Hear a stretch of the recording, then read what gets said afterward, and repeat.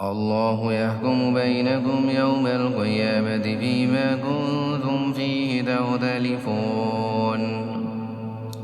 اللہ قیامت کے دن تمہارے درمیان ان باتوں کا فیصلہ کرے گا جن میں تم اختلاف کیا کرتے تھے۔ أَلَمْ تَعْلَمْ أَنَّ اللَّهَ يَعْلَمُ مَا فِي السَّمَاءِ وَالْأَرْضِ إِنَّ ذَلِكَ فِي كِتَابٍ إِنَّ ذَلِكَ عَلَى اللَّهِ يَسِيرٌ۔ کیا تم نہیں جانتے کہ آسمان اور زمین کی تمام چیزیں اللہ کے علم میں ہیں؟ یہ سب باتیں ایک کتاب میں محفوظ ہیں۔ بے شک یہ سارے کام اللہ کے لیے بہت آسان ہیں۔ وَيَعْبُدُونَ مِن دُونِ اللَّهِ مَا لَمْ يُنَزِّلْ بِهِ سُلْطَانًا وَمَا لَيْسَ لَهُم بِهِ عِلْمٌ وَمَا لِلظَّالِمِينَ مِن نَّصِيرٍ۔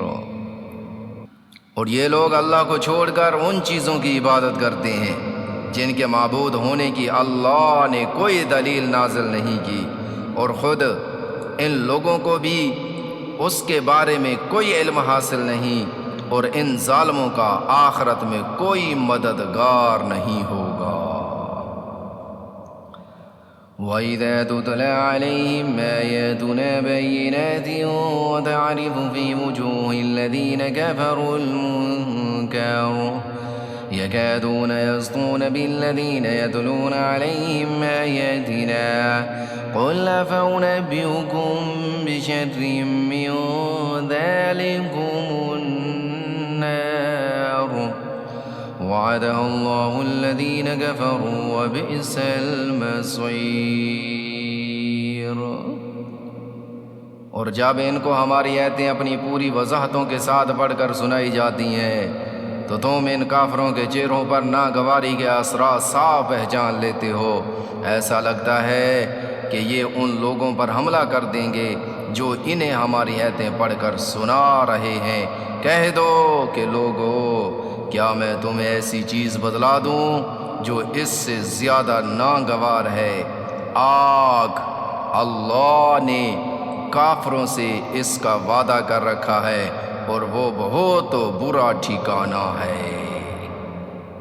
يَا أَيُّهَا النَّاسُ ضُرِبَ مَثَلٌ فَاسْتَمِعُوا لَهُ إِنَّ الَّذِينَ تَدْعُونَ مِن دُونِ اللَّهِ لَن يَخْلُقُوا ذُبَابًا وَلَوِ اجْتَمَعُوا لَهُ وَإِن يَسْلُبْهُمُ الذُّبَابُ شَيْئًا لَّا يَسْتَنقِذُوهُ مِنْهُ ضَعُفَ الطَّالِبُ وَالْمَطْلُوبُ۔ لوگو، ایک مثال بیان کی جا رہی ہے، اب اسے کان لگا کر سنو۔ تم لوگ اللہ کو چھوڑ کر جن جن کو دعا کے لیے پکارتے ہو وہ ایک مکھی بھی پیدا نہیں کر سکتے، چاہے اس کام کے لیے سب کے سب اکٹھے ہو جائیں، اور اگر مکھی ان سے کوئی چیز چھین کر لے جائے تو وہ اس سے چھڑا بھی نہیں سکتے۔ ایسا دعا مانگنے والا بھی کمزور، اور جس سے دعا مانگی جا رہی ہے وہ بھی۔ ما قدر اللہ حق قدری ان اللہ لقوی عزیز۔ ان لوگوں نے اللہ کی ٹھیک ٹھیک قدر ہی نہیں پہچانی۔ حقیقت یہ ہے کہ اللہ قوت کا بھی مالک ہے، اقتدار کا بھی مالک۔ اللہ یصطفی من الملائکۃ رسلا ومن الناس ان اللہ سمیع بصیر۔ اللہ فرشتوں میں سے بھی اپنا پیغام پہنچانے والے منتخب کرتا ہے، اور انسانوں میں سے بھی یقیناً اللہ ہر بات سنتا، ہر چیز دیکھتا ہے۔ يعلم ما بين أيديهم وما خلفهم وإلى الله ترجع الأمور۔ وہ ان کے آگے اور پیچھے کی ساری باتوں کو جانتا ہے اور اللہ ہی پر تمام معاملات کا دار و مدار ہے۔ يا أيها الذين آمنوا اركعوا واسجدوا واعبدوا ربكم وافعلوا الخير لعلكم تفلحون۔ اے ایمان والو، رکوع کرو اور سجدہ کرو اور اپنے پروردگار کی بندگی کرو اور بھلائی کے کام کرو تاکہ تمہیں فلاح حاصل ہو۔